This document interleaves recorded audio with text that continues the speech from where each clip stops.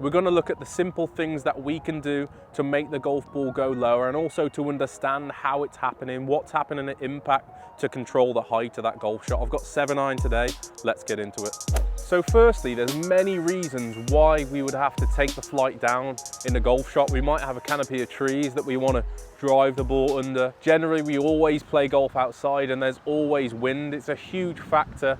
If we can keep this golf ball sometimes underneath the wind, it's going to dramatically increase your chances of potentially hitting a green, hitting a fairway. It's massive being able to control the trajectory. It's also a skill as well. I want you to think about how the golf ball actually gains its height. So there's two major influences if we're talking about impact now. So what's actually happening at impact to produce the golf ball's height? There's two key points I want you to think about. One is the loft being presented at impact, so the dynamic loft.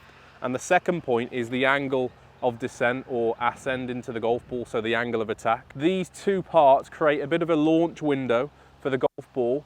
The bigger the difference between these two parameters is going to really increase the spin, dramatically increase the height, and so on and so on and so on. So we really have to be in tune with how are we controlling these two things to affect how high or how low the golf ball is going to go. There's one last point to that. It's also the speed. A lot of people, when they start getting into wind, they hit it a bit harder and the ball spins up even more and it goes even higher and even shorter. So the speed is going to equal spin, and the spin is going to equal height. So we really need to control the speed that we swing this golf club at. We're going to get into the setup first and just see how the setup is majorly going to influence the height. So firstly, I'm just going to hit a normal golf shot here. So regular setup and pretty bog standard swing here.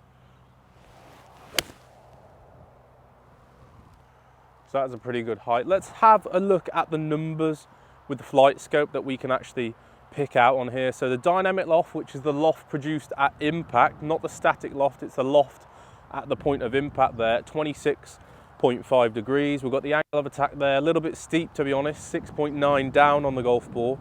And we've got a peak height just over 100 foot.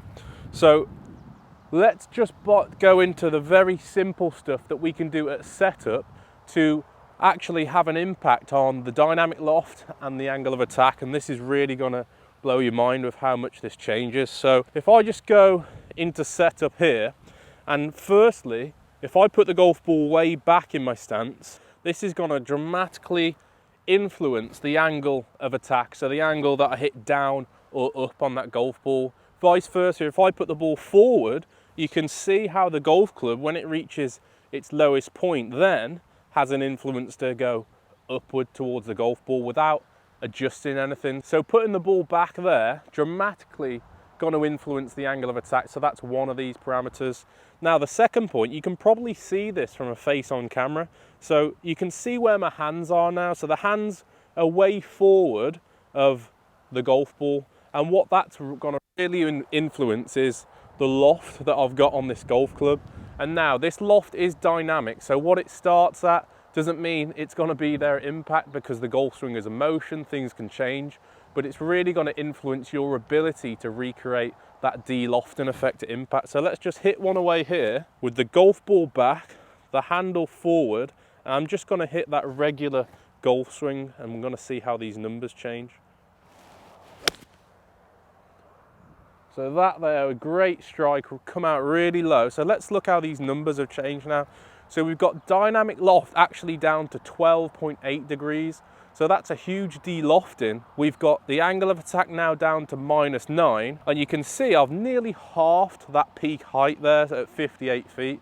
So without actually adjusting anything about the swing, just changing the ball position and the hand position, you can see how these two parameters have actually closed in and kind of reduced that launch window for that golf ball. So dramatically influencing the peak height there. So just pull another golf ball in here. What you can really get the gist of is actually the swing length on the follow through. This is more of an external feeling, what I call it. So it's something you can do perhaps after the golf ball as a bit of a motion, bit of a feel, to really think about reducing that ball flight. And what this is going to do, if I think of a normal golf swing, or if I think I'm trying to hit over a tree and hit it as high as possible, I'm going to follow through with the highest hands I can. It's going to give the golf club head this almost flicky motion to deliver a little bit more loft and get a bit more speed on the way through.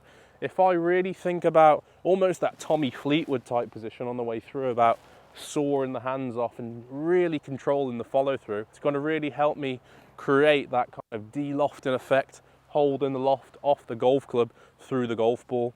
So really good little feel one. So you can do the same setup points, ball back, hands forward, and I'm going to really think about holding that follow through a little bit lower, almost sawing off there. This is also going to help take the speed down. If we can take the speed out of the golf shot, the spin is dramatically going to come down. So into wind, going to do you a load of favors. So ball back, handle forward. I'm going to try take the speed off this one and really feel that sawn off follow through.